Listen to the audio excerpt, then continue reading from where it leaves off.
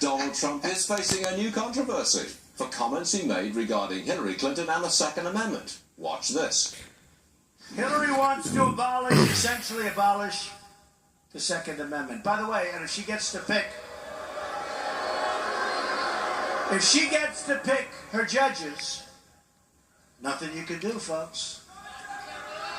Although the Second Amendment people, maybe there is, I don't know. But I'll tell you what, that will be a horrible day. If Hillary gets to put her judges, right now we're tied.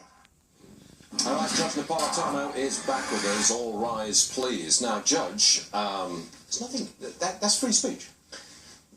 Yes, I prefer to talk about this from the legal and constitutional point of view. Of course, you're welcome to get into the politics and why it's become a big deal. Here's the law constitutionally.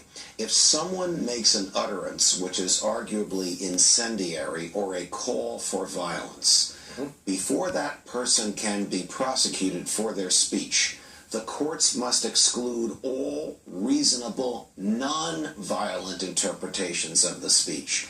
So if there is another non-violent interpretation of the speech, then the speaker cannot be prosecuted. So we just listened to what Donald Trump said, and we know what the left is saying. He wants people to take out their guns and shoot Hillary. Preposterous, but that's what they're saying.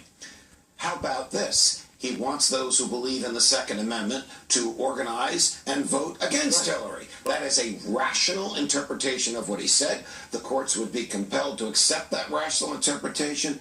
End of any threat to him because of his speech. On top of that, you're in the heat of a political campaign.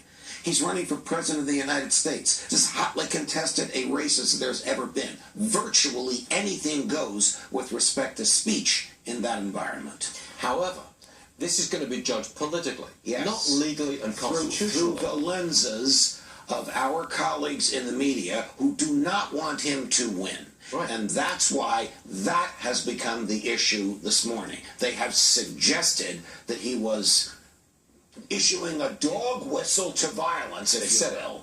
Rolling Stone said precisely that. Rudy Giuliani introduced Mr. Trump at that rally yesterday and rode with him in the car after that speech all the way to the airport to get on the plane. Rudy Giuliani says that when Trump was confronted with this story about inciting violence, he said, "Are you crazy? Of course not. I was talking about voting, organizing voting, exactly what you said."